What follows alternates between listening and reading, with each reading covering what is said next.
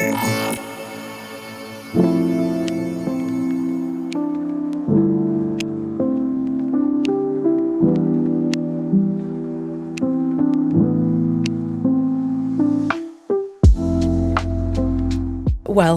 to Inside Out, a yoga therapy podcast with me, Jane. And me, Sophie. Today we get to do one of my favourite things. Sit and listen to my teacher and co-host Jane's stories. Now then, it is difficult to introduce a legend and a mentor because really you don't know where to begin. Jane Craggs is a teacher, educator, trailblazing justice seeker in the world of yoga. I know Jane as she is the only Svastha Yoga and Ayurveda Yoga Therapy 300-hour teacher trainer outside of India. And this is the course that I recently graduated from in late 2024. Just wait, her stories educate, inspire, entertain, and really make you laugh. This is why she makes a wonderful podcast host. In today's episode, we hear how Jane got into yoga in the late 1990s, her personal journey with yoga and what it means to her. Jane's worked in theatre production, lived and completed her yoga teacher training in Madrid, and also trained with the British Wheel of Yoga. In 2001, she opened the first independent yoga studio in Manchester's then edgy Northern Quarter. Yoga Space was the beginning of Jane's inclusive yoga community, which has continued to expand over the decades. In 2010, her Svastha Yoga journey began in Tamil Nadu, India, studying the yoga of Krishnamacharya with the Mohan family. Jane teaches therapeutic specialist classes in Greater Manchester across a range of populations and settings, including yoga for healthy ageing and yoga in prison. I'm so happy that Jane is my poddy co-host and we get to have these no-nonsense conversations about the myths, misconceptions, and really just to share our truths on yoga. Enjoy. Welcome, Jane. Thank you.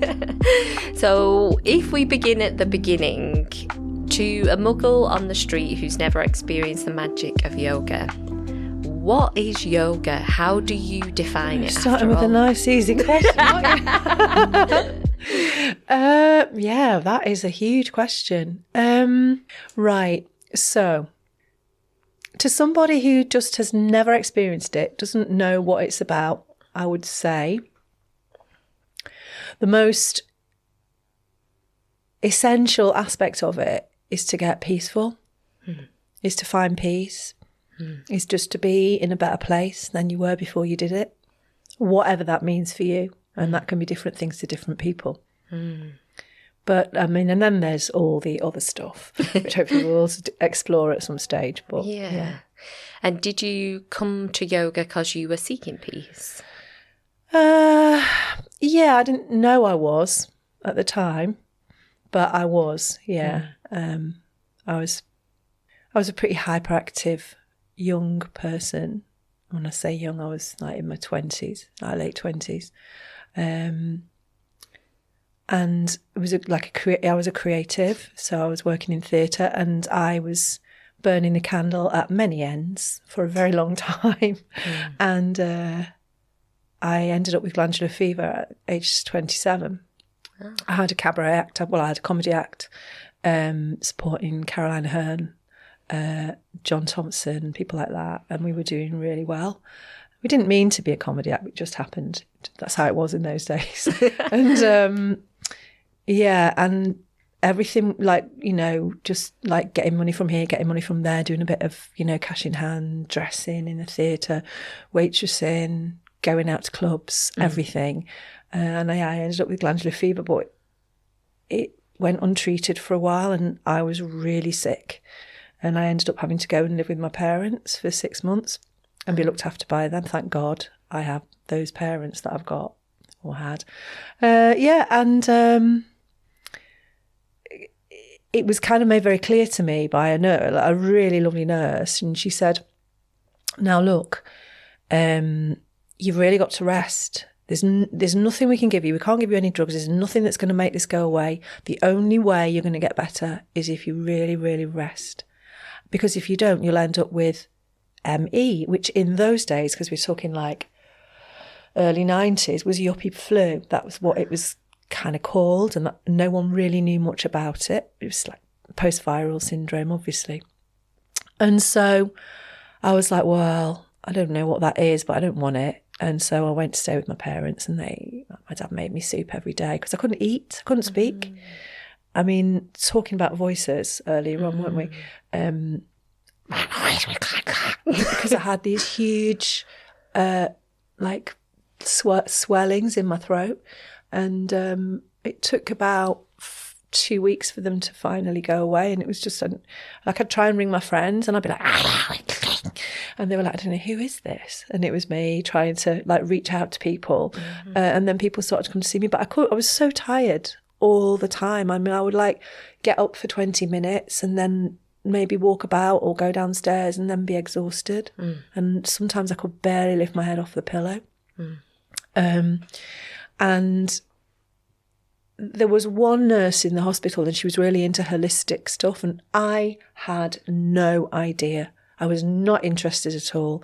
I was like, you know, rock and roll, going to gigs, doing all those things. I just was like, you know, like a ladette, really. And I didn't have any interest in holistic things whatsoever. I'd done a bit of yoga when I was a drama student, but, you know, it was always a bit of a hippie thing that I wasn't really that into. But she suggested getting some aromatherapy oils and doing maybe some meditation. And I thought, well, I'll do anything to get rid of this. And that was really the bottom line. And after 6 months, I was much better and came back to Manchester and picked up my life again and ended up moving to Spain, actually. I was like, right, okay, and want a lifestyle that's a bit more chilled. So I moved to Ibiza. But I moved to Ibiza in winter, and it was really great. It was such a great thing to do. And I ended up teaching English just because I wanted to improve my Spanish. And that's when I started doing yoga. Because Ibiza then was still, it was, of course, a bit clubby, but it was there was a lot of hippiness going on in winter. And so, yeah, started doing yoga, got really into it when I moved to Madrid and started working in a yoga centre, like to get free classes. They invited me to do teacher training there, and I did a teacher training in Spanish. Oh, wow. Yeah.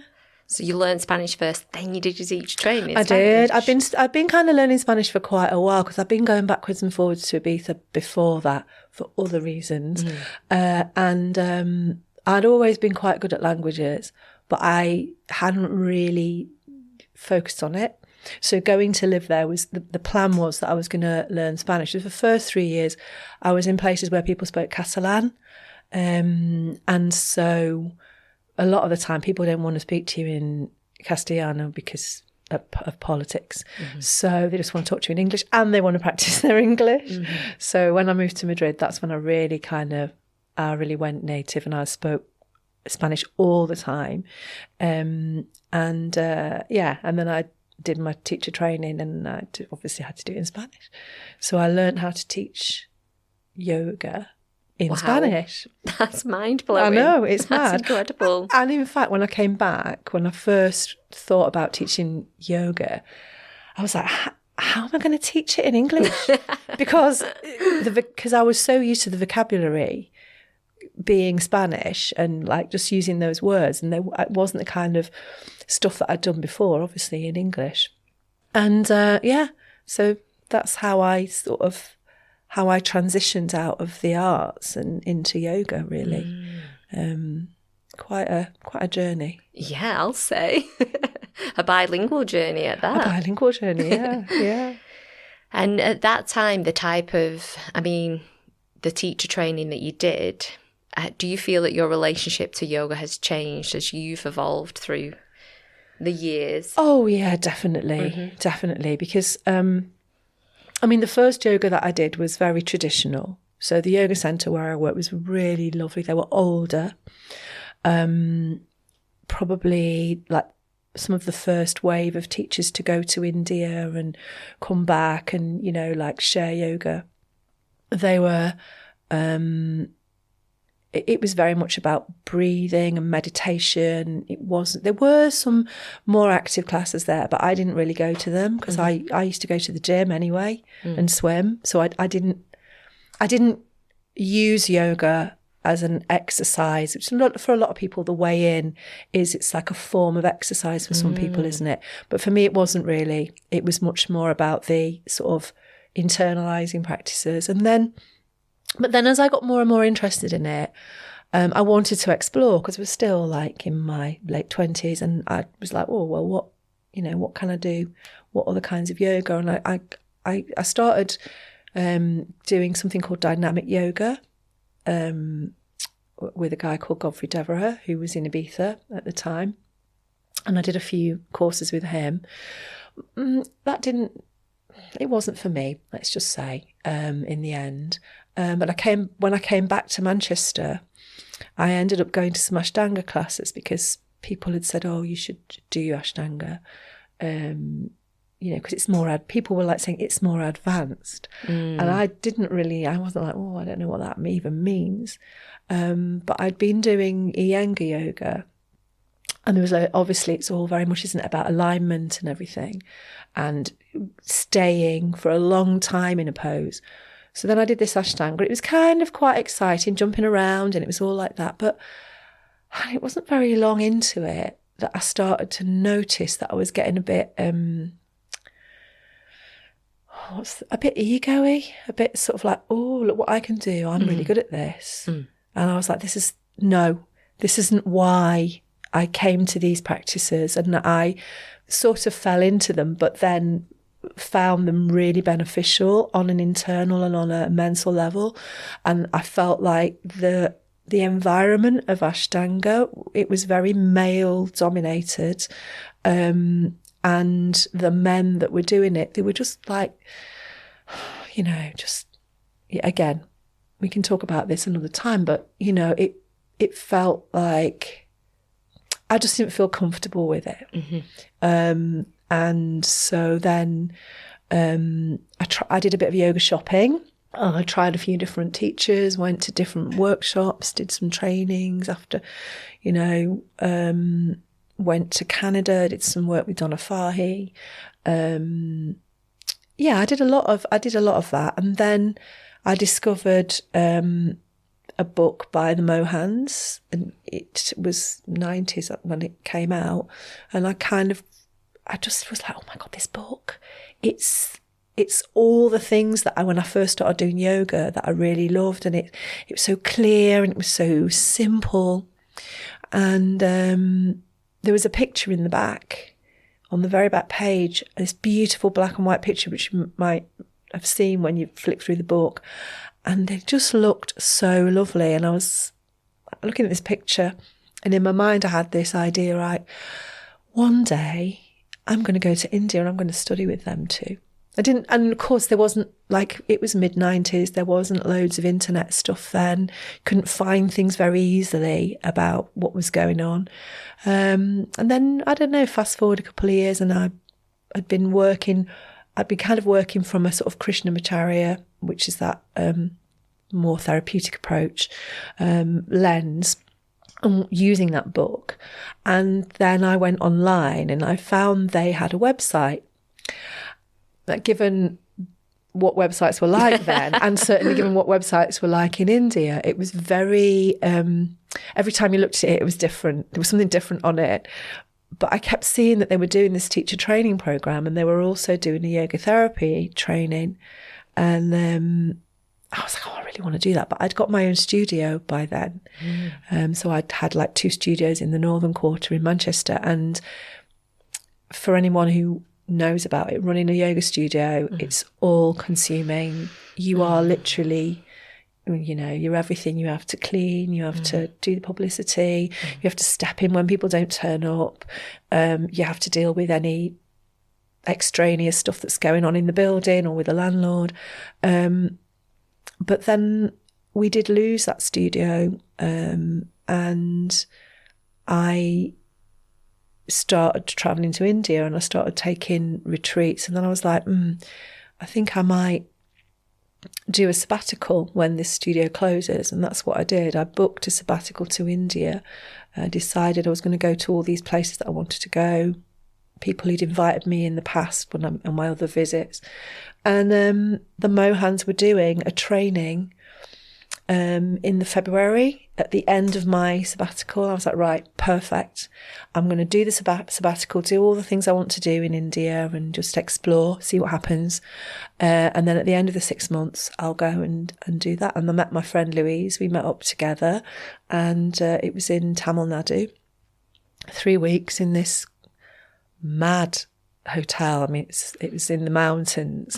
But it was just like a gateway to where I am now. And it was that this is the teaching for me. These are my teachers. I don't need anything else. They're so down to earth. They're so real. They're so steeped in tradition, but they're also able to share this in a way that works for everybody. And because, and again, this is a whole other sort of subtext, but over the years of teaching, I'd kind of moved away from general classes and moved more towards a therapeutic approach. So then when I met them and when I listened to what they said about, how we look after ourselves, I was like, yeah, this is it for me. So and now they're still my teachers, and here I am. And what was it that started you on the journey of transitioning from like this idea of just doing a yoga practice to a therapeutic yoga practice?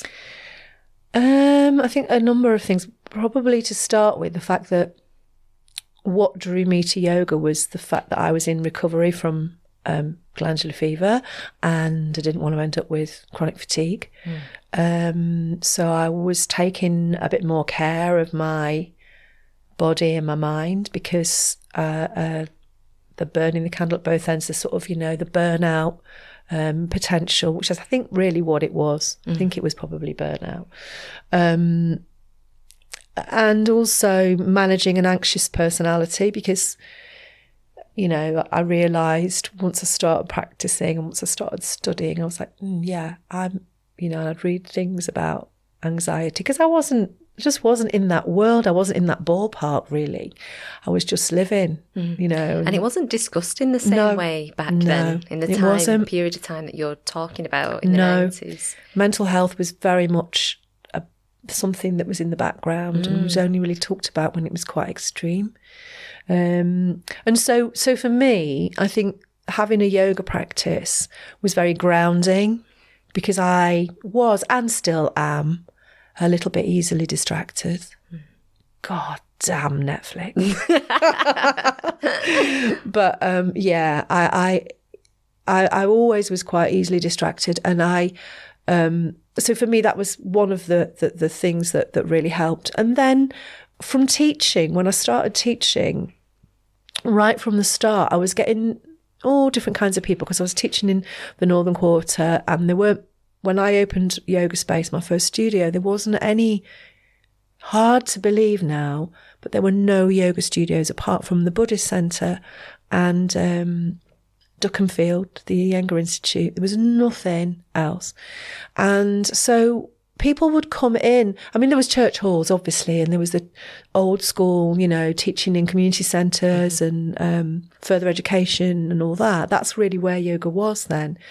It was, they were the OGs really. And so there wasn't like a sort of dedicated space.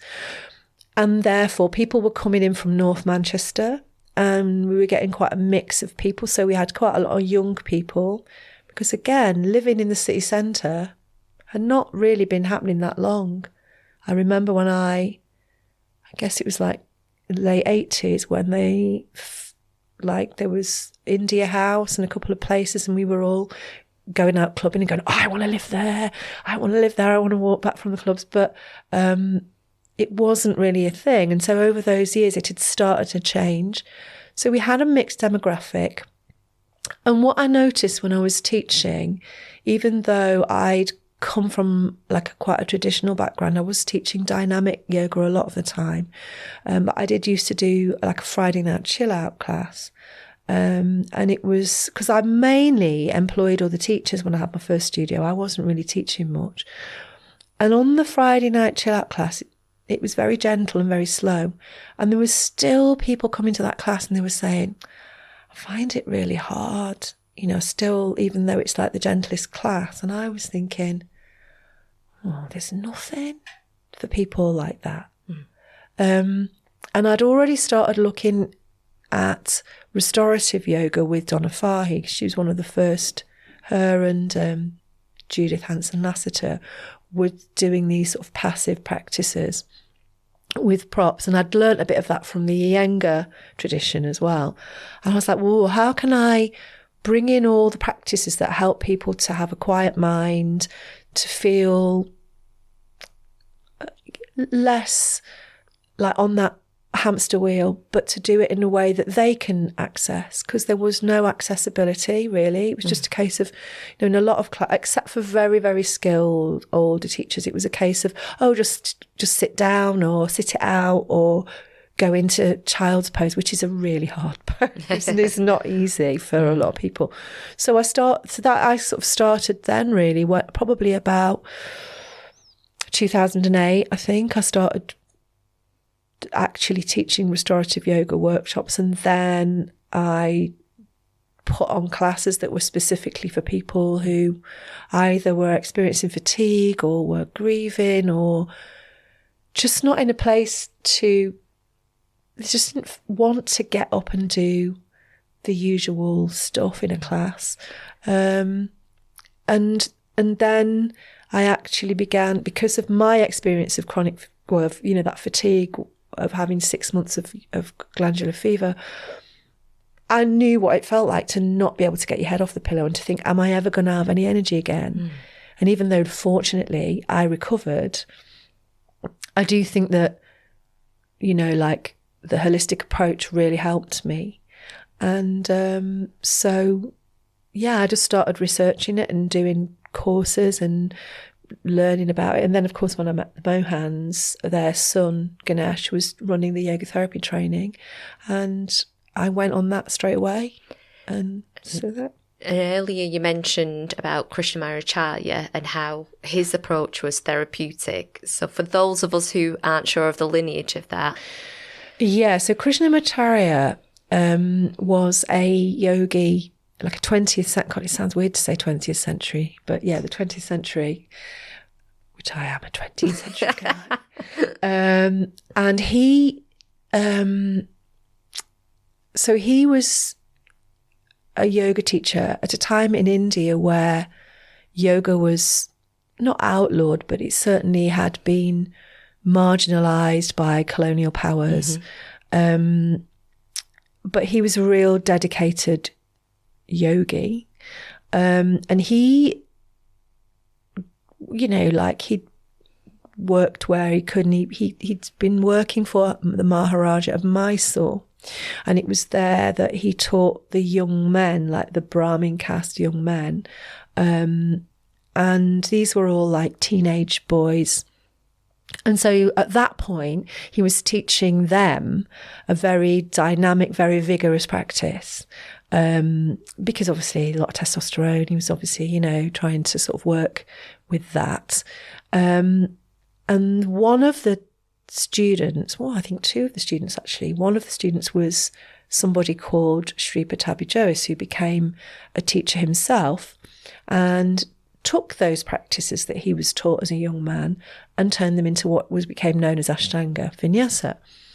Again, there's so much more we could talk about around that. But then he had another student called BKS Iyengar, who was, I think he was his wife's nephew or cousin. I don't know, there was some relation there. And he was quite a sickly young man, but yoga had really helped him to get stronger.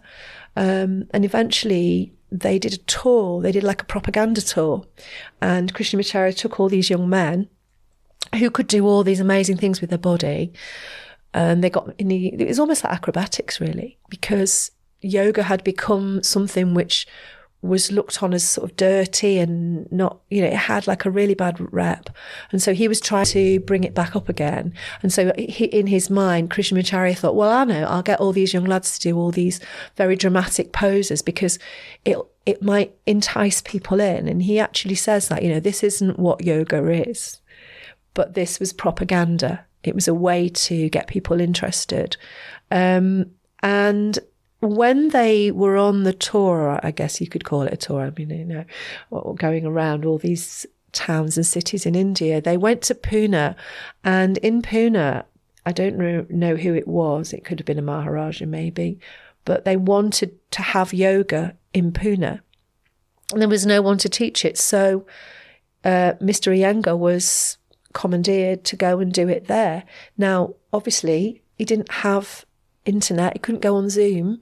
So the yoga that he taught was yoga that up to the point where he was as a young man that had helped him, and he devised his own method in the same way that Pattabhi Jois took his and devised his own method. But Krishnamacharya, who was like, the source of all this and the sort of originator, as he matured and as he grew older, he was constantly developing and refining practices, and had his own practice and was like working one-on-one with lots of different people with all kinds of conditions. And it was that really where, that was what took him on the journey towards like a more therapeutic approach. And then when my teachers met him, he was at the end of his life. So he was in his early 80s, I think, when Indraji and Mahanji started studying with him, and he lived to be 101. So for the last 20 years of his life, he was still very vital. He was still very, very much active and teaching and having one-on-one clients come to him. And so they learnt from him, as did his son, Desikachar, also, I think, influenced by that very therapeutic approach. So I suppose, if you look at Krishnamacharya, he's kind of, different people have come into contact with him at different stages in his teaching. And therefore, if they haven't stayed with him, what they've ended up with something, and it's kind of become a bit fossilized. And that is a practice, but it's not representative, not truly representative of what Krishnamacharya was teaching or what knowledge he had. Because I think he was incredibly knowledgeable and very, like, a really totally committed yogi. I mean, he would get up really, there's an amazing book that Mahanji wrote about him, and he would get up at 2 a.m. in the morning. He'd go to bed, 8 o'clock at night, get up at 2, and he'd do all his, rituals and prayers, and then he'd do his yoga practice, he'd do his pranayama, and ready to see his first client at, I think, 7 o'clock. Wow. I mean, it was like really hardcore in that way, but amazing. So that's where that therapeutic approach has arisen in that tradition. But of course, there's lots of other, I don't want to say that that's the only way, but the reason that I love it is that it's rooted in tradition, and that tradition is so clear because it was codified by people, and this is really going to sound a bit out there to a lot of people, but humans who had gone beyond their own mind and therefore were able to see things far more clearly than any of us can, because we're still like in it, we're still kind of bound by it. And so the yoga texts, particularly the Yoga Sutras, has in it so much wisdom that is yet to be equalled, really. You kind of can't go any further than the Yoga Sutras. So that's where the therapeutic approach comes from. And I think a lot of what you've just explained there kind of shines a light on this idea of people misunderstanding yoga here, certainly in the West, of it being about what it looks like and not about how it feels. Yeah. And I think, like you were saying, there was a particular strand of the lineage that was about, well, look what we can do and look what yoga can, like you described it as propaganda. And I think that's infused into this Western idea of, and so many people that I meet say, well, I can't do yoga because I can't do a headstand, I can't do this, I can't do that. Whereas what I love about yoga therapy is the way that you described it on our last teacher training weekend, was that yoga is an individual practice that's often taught in a group setting. And that's exactly it, isn't it? And certainly as an occupational therapist working in the NHS for 10 years, there are so many people living with long-term health conditions. So when you arrive on your mat, it's not the, I don't even know who that human is who has no like mental, emotional, physical. Do they exist? They're coming onto this mat, and then we're encouraging people to go into shapes that don't feel right. Because we've both had that experience, I know, because we've spoke about this, of being in a class where a teacher is making us feel like we should look a certain way. And that pressure's literally there to the point where you are injuring yourself, or there's some form of harm on you. And that's the opposite of what yoga therapy is about. Yeah, exactly. And yeah, God, there's loads to unpack there, isn't there? But, you know, in terms of what's been imported, I suppose, or what the West, or maybe not just the West, but what modern yoga has become, it's that sort of cherry picking of the things that people like the look of, but they don't want the rest. And improving yourself as a human. And when I say improving, I don't mean that I mean that in a non-judgmental way, but I mean finding yourself, or finding a better place for yourself. It doesn't come easily. Like, it's not a quick fix. But I think with the physical stuff, I think people see that, and it's almost like it's like, oh well, if I do this for long enough, I'll be able to do that, you know, like going to the gym or doing any of those other physical disciplines, that somehow the body, it's very tangible, isn't it? And it's what we can feel, and it's what we can quantify perhaps more. Whereas the breath, which we've talked about on the course, haven't we, it's very hard to think about how you can improve breathing if you don't have an expert guide. But also, a lot of people don't even notice their breathing from day to day. They're not even aware of it. But maybe and a lot of people don't even notice their body. And we talked about this as well, haven't we, where people sort of live adjacent to their body somehow, but they're not actually in it. They're not actually like living it and experiencing it. But yeah, I think you're right that what a lot of modern yoga has become, because I don't want to have that sort of idea that there is nothing out there that of value, because we know there is, but what has become the sort of mainstream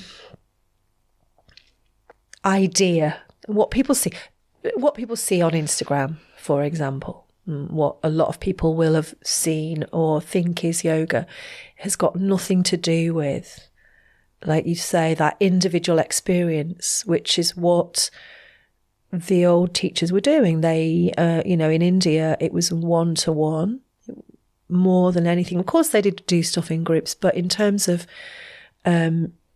traditionally, you had a guru in the same way. If you were a musician and you were learning music, you were learning the tabla, you had a guru and you went to that teacher and they gave you stuff to do. You went away, you did it, and you came back. And if you hadn't done it, the teacher would be like, well, why haven't you done it? I don't want you as my student anymore. Because it's their reputation that's on the line, isn't it? If someone goes, oh yeah, I went to that teacher, they were shit. Well, sorry to swear. But they will say that because they're not getting what they think they want. But that's generally to do with their own sort of sense of self-responsibility, that they don't take responsibility for their own self. And that's the other sort of side of it, that the relationship between teacher and student works both ways. You have, they're, you know, and every individual is going to have a lesser or greater ability to take that responsibility. So it's kind of like, as a teacher, you're sort of gauging what you can do and how you can help, and what might be helpful to give them to do, to know that they're going to build up that commitment, or even whether to take a student on, because maybe you can't help them. And maybe you just need to say, well, listen, I don't think that what I can offer is going to be useful for you. So maybe you need to look elsewhere, and perhaps give them some suggestions. Again, because it's become a commercial enterprise, people just want everybody. They want as many people in the classes as possible, and they don't really care whether it's appropriate for them or not. And I'm not blaming the teachers for that, because it's down to the culture that's been created. Because it's like a fitness thing, isn't it? You know, it's like having an aerobics class or a bums and tums class or whatever it is. You know, it's about getting people in and teaching them all as like one big amorphous blob, and then sending them home. You know what I mean? And it isn't that, and it should never have been. But here we are. This is where we live now. And I think there is this wave of practices that are being labelled now as more accessible. And what Ganesh often says on the mentoring is that, you know, his parents were already teaching accessible yoga before it became, I suppose, what we would describe as like a buzzword. Accessible and trauma sensitive, without having those labels. Always. But yeah, and a lot of people who, even with that label accessible or restorative, there are people who just go, oh yeah, that seems to be the thing. So they put it on. And then I've been to some restorative yoga classes, and there is absolutely nothing restorative about them. And it's like, why have you given it that label? It's so misleading. Because people, you know, you have a responsibility to, you're offering a service. And you have a responsibility to people. And so many of the people that come, they're not in a good place in their lives.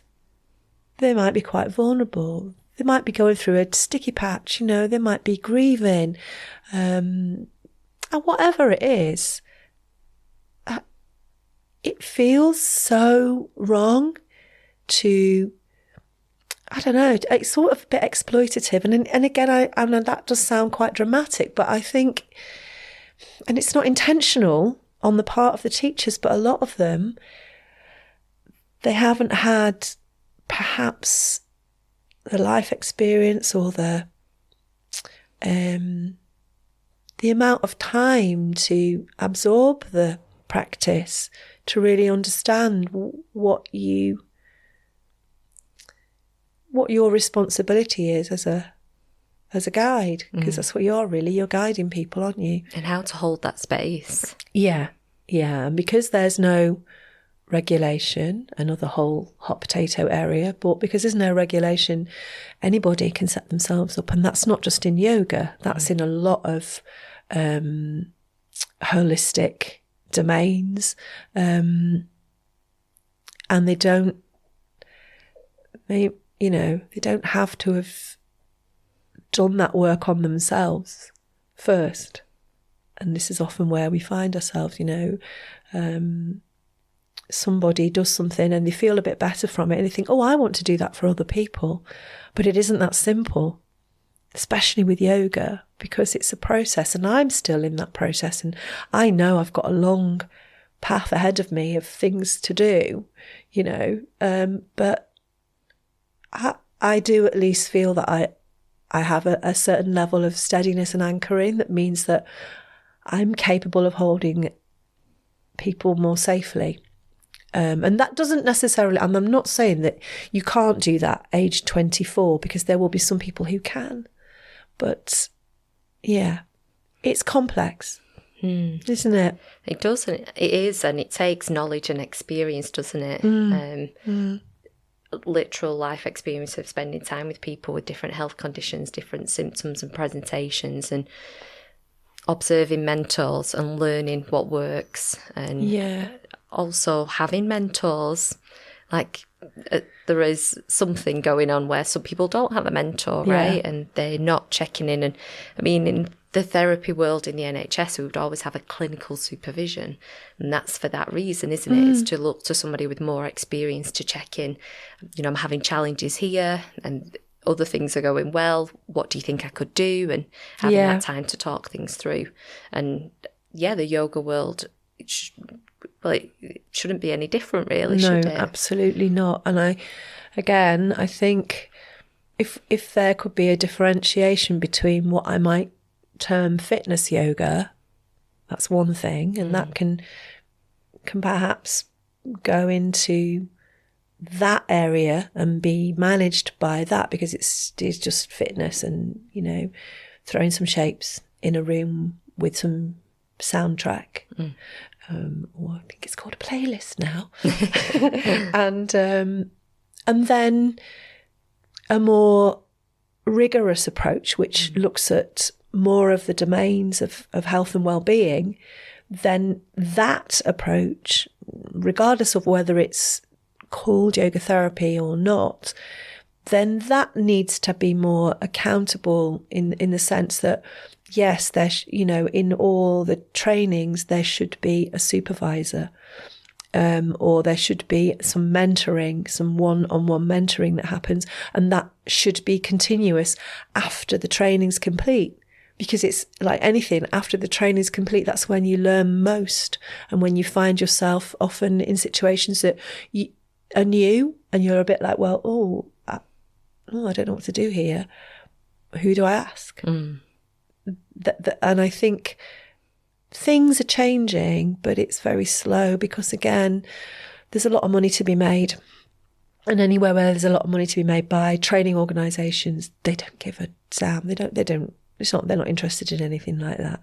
They just want to tick the boxes and get the accreditation and then get people to pay loads of money.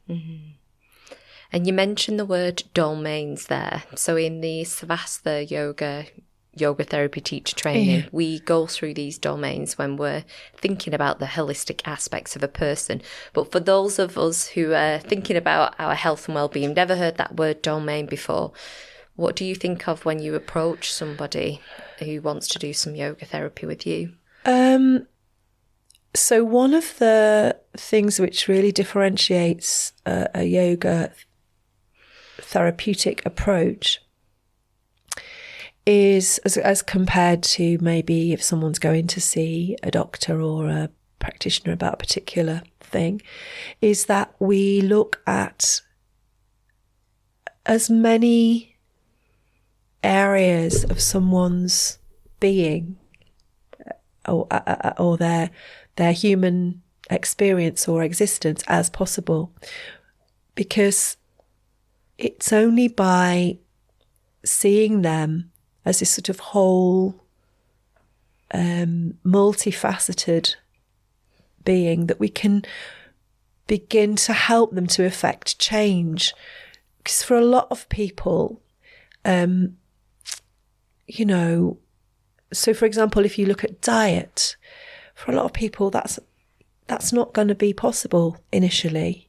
So you've got to look somewhere else to help them to make some changes.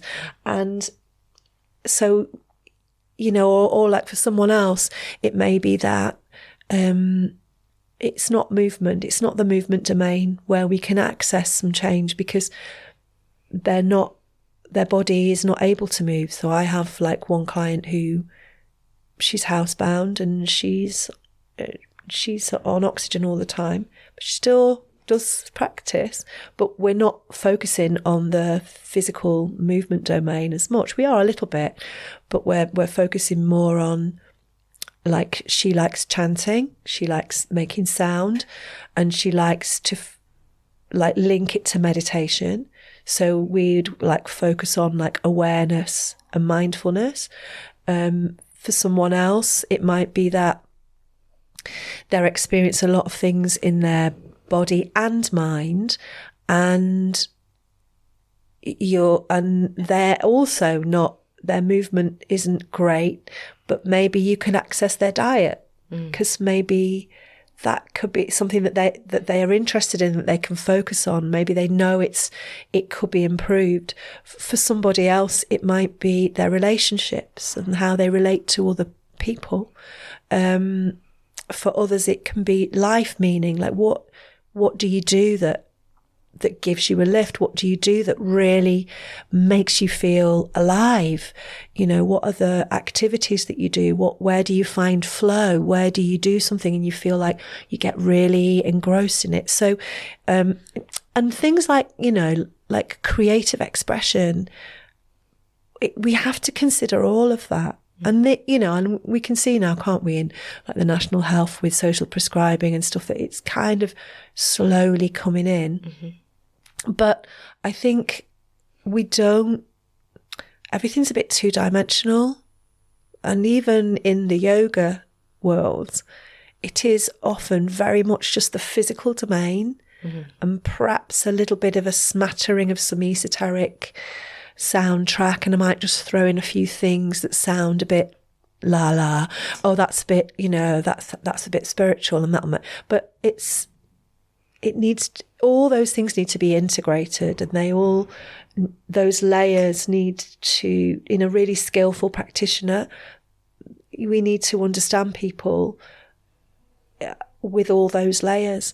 And unless we're doing that ourselves, we can't do that. If we're only operating in a very superficial way, then we're not going to be able to understand how to help people to access the different layers of themselves.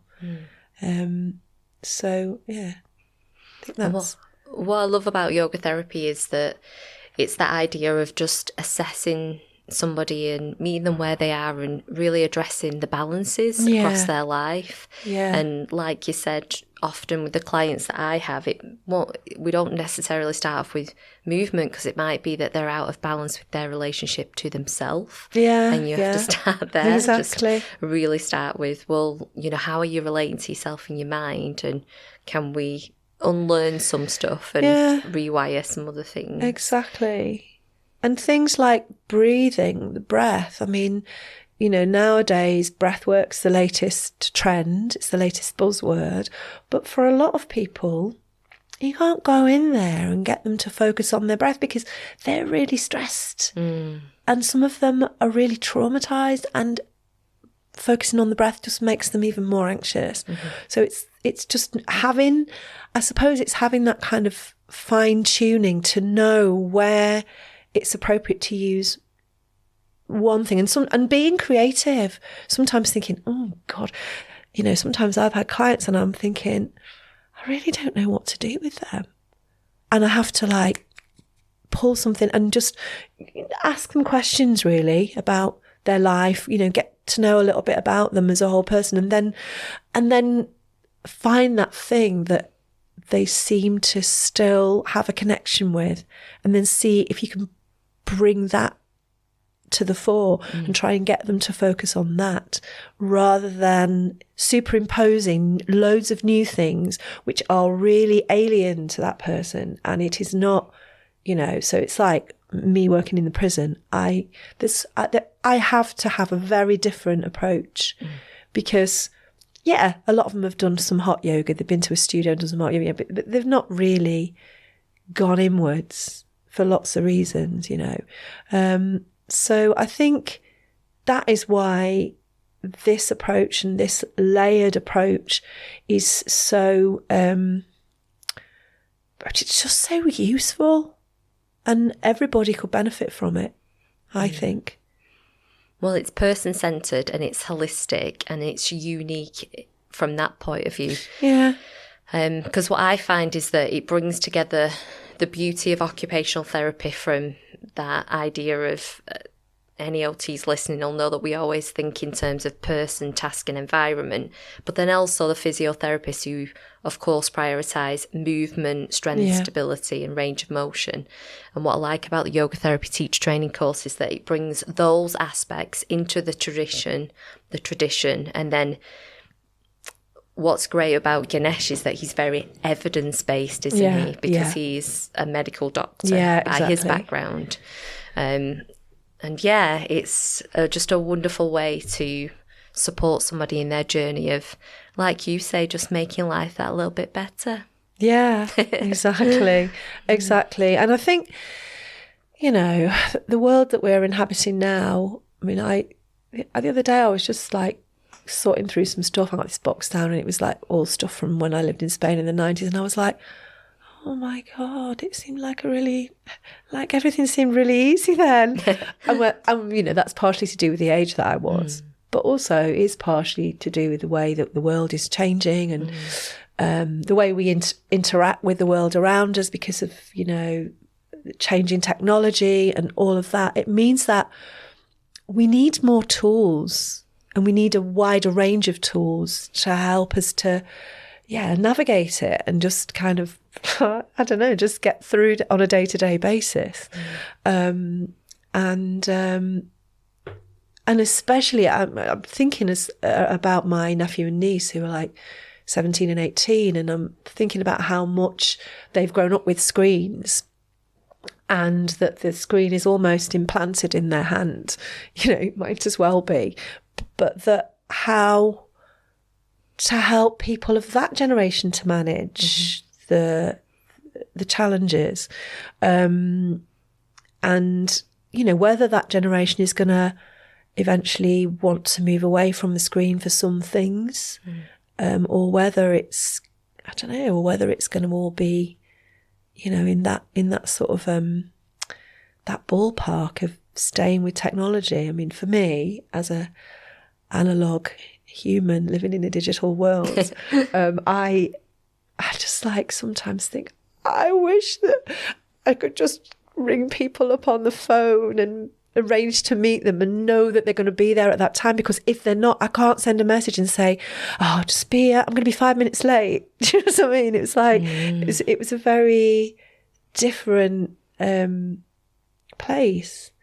And I'm not, and I don't want to sound like my grandma, you know, going like, oh, it was great. It was great back in the day. But I think that you, as a human, you develop, your environment has such a massive influence on how you develop and what skills you develop. And obviously I lack a lot of skills that those 17 and 18-year-olds have, because they just have them as a matter of course, whereas I've had to learn them, so it's quite slow, and I have to go around the houses to get to the place where they already knew instantly. And so in terms of how we take care of ourselves mentally and physically, I suppose, I don't know, I'm just interested I don't think it's any different personally. I think those skills, those sort of soft skills we still need them. But just interesting to see, especially as a yoga teacher, being on social media and I'm thinking back to when I just used to put a flyer or a poster up in a few cafes, and send an email to the few people, probably like 100 people that I had on my mailing list, to now, you know, doing reels and having to kind of do all that kind of thing. Yeah, it's a new challenge. It's a new challenge, and I think it's interesting. It'll be interesting to see where it goes when I've retired and I've gone to a cave somewhere. Not for a long time, I don't think. No, I don't think so. I've got at least 20 years, hopefully, to keep teaching. Minimum. Yeah, I hope so. So just to wrap up, one of the things that I wanted to ask guests about was what movement means to you in terms of your mind, your overall health, your body. What does your routine look like in a week? Because I think sometimes when we're seeing people on Instagram or we're looking at, I don't know, different people, we don't really know what those people are doing, like what their routine what they're looks getting like. up to. Yeah. So how do you tend to your own idea of movement and healing in a week? Typically, what would it look like for you? Right. Oh, it's quite varied if I'm on it. Yeah. If I'm not, it just is a bit kind of ploddy and I just go for a walk and I do my yoga. So if it's a week, all that really awful rain that we had. Well, which awful rain, all of it. But there was a period where it was very dark and very cold, and I was like, oh. And I was just getting up and doing my yoga practice, obviously doing my asana movement there, but then going out for a walk, like just getting all my waterproof, so I'm going out for a walk. But I like to have a variety of movement because of being that sort of slightly hyperactive personality. So if I can, I try to do some weights because I'm aware that I'm 60 now and that I need, that I do need to make sure that I've got better bone density and muscle strength. And I love it. I've always loved weights. So I do that. I love swimming. And I've got a little bit out of the habit. I used to swim like 2 or 3 times a week, not for very long, just like a half an hour, and just do as many lengths as laps as I could do. I love dancing. During lockdown, I got really, really into, because obviously we couldn't go to the gym or anywhere. So I got really, really into just like getting old, like clubbing CDs out, putting them on, and just having, and like me and my friend, like in Barcelona, we'd kind of have these conversations online, and I'd be like, oh, I'm dancing to this now, oh, remember this, and then he'd go and find it in his collection, and then we went to a few of those like hacienda sort of online raves together. There's about 5 of us. And then I started doing this thing called Camp Fit with Carl, which I absolutely loved, which was a kind of like a Jane Fonda 1980s workout to really cheesy music with all these like dance steps. It was kind of a bit theatre, a bit jazz hands, but I really liked it. So I like walking. I do really like walking. So when the weather's good, I will like to do like a big hike at least once a week, and then some smaller walks because I live in a place where it's easy to do that. I love dancing. I like to swim, and I'm quite an active person. I'm quite a sort of, always doing things. And I'm hoping to start flamenco. Oh. Yeah. It's something that I've always wanted to do, and I'm kind of like, well, if my knees will see me through, I might be able to, just do it. I just like to try it. I've always wanted to try it. I like making a noise. It's like total opposite to yoga. Yeah. But it's really fierce. It's something really fierce about passionate. it. I really love that. So yeah. So it can vary, but I do like. I don't feel that my mental health is ever where it needs to be if I haven't had a variety of movement during the week. Especially in an aging body, I think it's really important to have a variety of movements, try to do what you can. Reaching and, and of course I've got an allotment. Ah, yes. I've totally forgotten about that because That's very physical. And I haven't done that. That is very physical. So last week I was digging manure in, which quite easy because the ground's really soft at the moment. Climbing trees to prune my apple trees because I haven't got a ladder. But I am going to get a ladder because it's a bit dangerous, I think. Yeah. Get a ladder. But yeah, so doing all that kind of stuff is really, so yes, in like 2 weeks' time, I'm going to be there then for the whole season. So that's so then when I'm doing that, obviously I need to go to the gym less, or I do that less because obviously I'm doing physical labour on there. Dirty fingernails though. I'm really enjoying my clean fingernails. I'm making the most of them. Oh good, enjoy them while you can. Exactly, yeah. All right, well, thank you so much, Jane. Oh, thank you, Sophie. It's been time. A joy, as always, to spend time with you. And yeah, thank you. Thank you for your time, your energy, and of course, thank you for your service across all of the communities and all of the work that you do. Certainly on our yoga therapy teacher training course, we really appreciate your knowledge, your compassion. Thank you. Thank you. Inside Out, a yoga therapy podcast, is hosted by Jane Cragg and Sophie Coggins. To leave comments, ask questions and interact with the show, follow Yoga Therapy Podcast on Instagram. Please also subscribe, rate and leave comments wherever you listen, to help the show reach more people. This podcast is recorded at QPod Studios in Oldham and produced by me, Matt Dean, with video production from Eddie Corteen for QPod Productions. For more information, visit kupod.co.uk.